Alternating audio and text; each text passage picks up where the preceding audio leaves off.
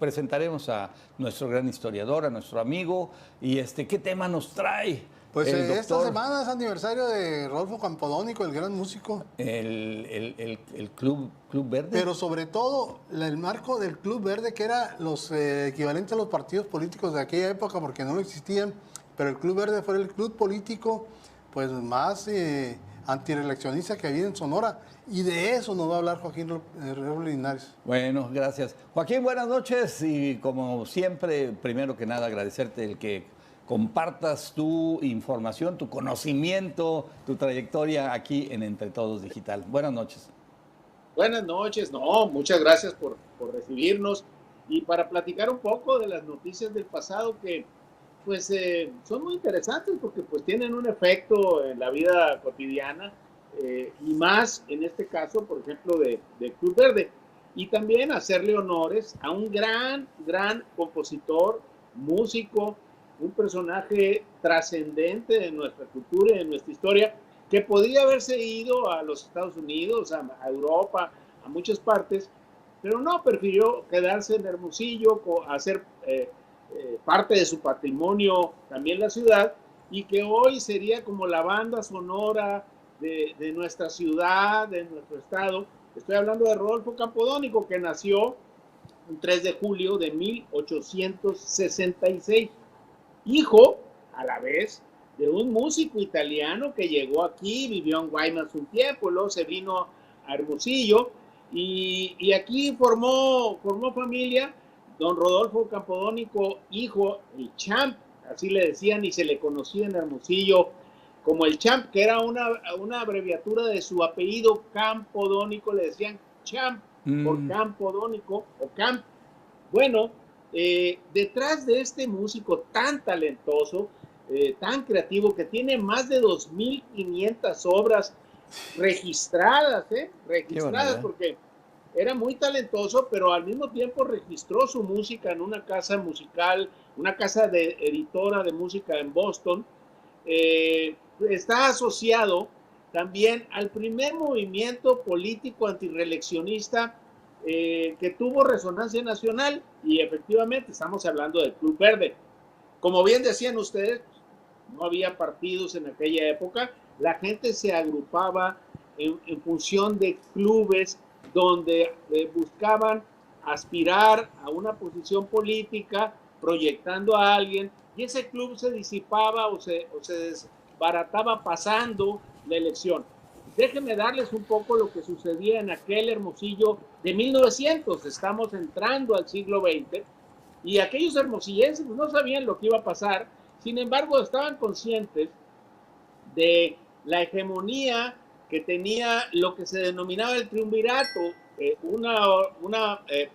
poder prácticamente dividido en tres personajes, que era Ramón Corral, Luis Torres e Izábal, que detentaban el poder durante 30 años y al mismo tiempo tenían las facultades no nomás políticas, sino también administrativas de todo lo que era el Estado. Bueno, en la capital se había eternizado durante 14 años el suegro de Ramón Corral, en este caso un señor muy reconocido en la localidad, Vicente Vélez Escalante. Este personaje había estado de presidente, lo había puesto a su amigo y luego al otro amigo, y se habían ido pasando el poder, pero siempre él manejando el ayuntamiento durante 14 años. Esto agotó a la gente, a la población de la época, y muchos profesionistas, empresarios, gente común, amas de casa, pues se agruparon en torno a un club que se llamaba Jesús García Morales. Este club García Morales agrupaba a toda la oposición de esa época en contra del oficialismo que representaba Vicente Vélez Escalante y un candidato de ellos, Filomeno Loaiza. En torno a este club, pues también llegó Rodolfo Campodónico. El grupo era muy extenso, tenía una cantidad enorme de personajes de todo tipo, pero particularmente, además de Campodónico y empresarios como José Camus y otros que había aquí en la localidad, había dos periodistas. y para que vean la importancia del gremio y además la trascendencia de los medios hoy y en aquella época. Estos dos periodistas, uno se llamaba Belisario Valencia y el otro Jesús Z. Moreno, tenían dos medios locales con los cuales hacían crítica política y además penetraban precisamente en la opinión de la localidad. Estos personajes empezaron a criticar y a darle vuelo también a aquel club García Morales que tomó como distintivo el color verde. Este color verde lo empezaron a usar todo mundo, todos los oposicionistas, que era decir prácticamente la ciudad, que no estaba enchufada con el triunvirato, empezaron a usarla en los sombreros, en las solapas, en los tacones de los zapatos. ¿Algún distintivo, Joaquín? Sí, era un distintivo que te identificaba como simpatizante de aquel club García Morales que se denominó como Club Verde por el color que habían adoptado contra el rojo. Qué curioso, ¿no? ¿De dónde he visto eso? ¿Dónde he visto eso? que era el oficialismo. Bueno, el furor por este club creció y a tal grado que Rodolfo Campodónico compuso un vals que se llamó Club Verde. Sí. Este vals tuvo un éxito tremendo. La gente empezó, lo inmediato lo adoptó y lo hizo una especie de himno antireeleccionista y oposicionista. Llegó a tal grado el asunto que el oficialismo, si chiflaba uno en la calle del Club Verde, o si alguien osaba emitir algunas de las estrofas de aquel Club Verde, llegaba la policía y obviamente pues empezaban a tener problemas. Estos dos periodistas... ley censura, pues. Como... Bueno, algo muy parecido, para que vean que la creatividad pues no se le da a este gobierno, ¿verdad? O sea, esto es más viejo que pedir prestado. Pero bueno, el caso es que esto fue creciendo y fue llegando a tal grado que empezó a desestabilizar al régimen. Esta efervescencia oposicionista llegó hasta el centro del país. Un periódico muy importante que se llamaba La Patria, manejado por el abuelo de Octavio Paz, Irineo Paz, empezó a darle cabida a las protestas y empezó a darle lugar a aquella oposición musical y eficaz que había nacido en aquella pequeña población tan alejada del centro como era Hermosillo en la época. Díaz se preocupó por lo que estaba pasando, le llamó a Ramón Corral, le llamó a Izábal y al jefe de la guarnición militar, Luis Emeterio Torres, para que resolvieran el asunto, porque el asunto fue creciendo a tal grado que llegó un momento, Hilario, Víctor, que estuvieron a punto de agarrarse a golpes y a palos los oposicionistas contra los oficialistas.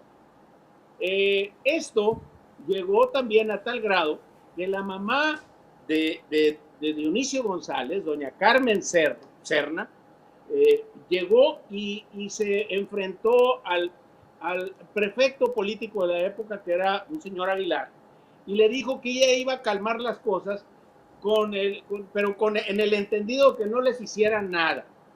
Y esta mujer calmó los ánimos y logró pacificar aquel encono que se había dado a la ciudad y que tenía como fondo musical el vals Club Verde. Bueno, evidentemente esto trascendió, se calmó, llegaron a tranquilizarse las aguas. Sin embargo, los que pagaron el pato de todo esto pues fueron los periodistas. Belisario Valencia terminó en la cárcel. ¿Pero cómo? Con toda todo el periódico tomado, igual que Jesús Z. Moreno, terminó en la cárcel, incautado pues la prensa, o sea, todo lo que ellos tenían. A final de cuentas, lo que era en este caso Dionisio González hizo un lado y terminaron imponiendo a Filomeno Loaiza. Sin embargo, hay que reconocer que la semilla oposicionista estaba sembrada y a partir de entonces este vals se convirtió en una especie de himno a nivel nacional, precisamente que abanderaba aquella oposición de aquel ánimo no reeleccionista. Y todo gracias a la creatividad y al arte precisamente de Rodolfo Campodónico. Cuando llega la revolución, Rodolfo Campodónico también empezó a componer en función de los que iban llegando. Escribe una marcha que se llamó Viva Maytorena, que fue muy exitosa, pero después cuando cae Maytorena, pues tiene que componer el himno constitucionalista para halagar a los carrancistas. Llegó a tal grado la disputa y el problema con Rodolfo Campodónico, en este caso como compositor, que terminó exiliándose en 1916 a Douglas, Arizona. Nunca regresó, jamás regresó, precisamente porque los enconos políticos habían rebasado su creatividad artística, y hoy quedó como un gran compositor. Y además que creo que valdría la pena recordar aquella música, pero recordar también el contexto en el que se dio y lo que llegó a ser, por ejemplo, en el caso de Club Verde. Se cuentan en las crónicas en Hermosillo que en el Cerro de la Campana, más o menos por atrás de donde está el periódico El Imparcial, había un mirador hecho exclusivamente para la esposa del general Luis Emeterio Torres, el mirador de Doña Amalia. Ahí se subía la orquesta completa, el director era Rodolfo Campodónico, y empezaban a tocar los compases del Club Verde, y la ciudad se paralizaba al escucharlo. Hasta la fecha que no la ciudad era ahí abajo, nada más. Era el escenario. Pues sí. Nada más era el escenario, no llegaba más allá de lo que hoy sería el principio de la colonia Centenario, sí, y lo que sería la calle Yáñez hasta allá. O sea, era una cosa muy chiquita, pero se escuchaba en toda la ciudad. Y era la música de las tardes que acompañaba la actividad de aquella ciudad. Joaquín, dos cosas. ¿Este vals tenía letra? No. Ok. Pero ¿por qué luego hay este vals con que la cantaba Javier Solís y la cantaba Javier Infante? Javier Solís le mandó poner la letra. Ah, ok. Sí, okay. Le ponía letra, pero él no nomás componía vals, componía pasos dobles, componía una cantidad muy importante de tipos de música, y hasta donde yo sé no tenían letra ninguna, porque incluso hay muchos valses que tienen nombres de las muchachas de la época, Lolita y otros que eran las personas que vivían en la ciudad y que él les componía valses. Es impresionante ¿Le pagaban, la producción. Pues? Le pagaban, y además en los cumpleaños, y también lo hacía como un regalo. No era un hombre rico, pero alcanzó a disfrutar precisamente de su arte, porque además tenía la orquesta de Sonora, la orquesta, él era el director. Después, cuando vivía en Douglas, vivió también de su música y obviamente de sus regalías. Entonces, Joaquín, el Club Verde físicamente, ¿dónde estaba? ¿Existía? ¿Qué se hacía? Estaba en el centro de la ciudad, en lo que es hoy más o menos por ahí, cerca de lo que sería el mercado municipal. La ciudad era muy pequeña, pero era una simple ubicación, una casa donde se afiliaban todos y donde se emitían las proclamas que iban precisamente a acompañar aquella campaña de aquel personaje, Dionisio González. Sin embargo, la realidad es que más allá del espacio físico, el Club Verde lo abrazó la ciudadanía completa para evitar precisamente la imposición desde el poder de que estuvieran el mismo presidente municipal o los mismos mangoneando la ciudad. Entre los oposicionistas estaba un presidente municipal que fue muy querido en Hermosillo, y que ese es el único que yo tengo memoria, hasta donde yo sé, que fue reelegido incluso sin hacer campaña, que era Ignacio Romero. Ignacio Romero, la gente le pidió que regresara y le dijo: voy a regresar, pero yo no voy a hacer campaña.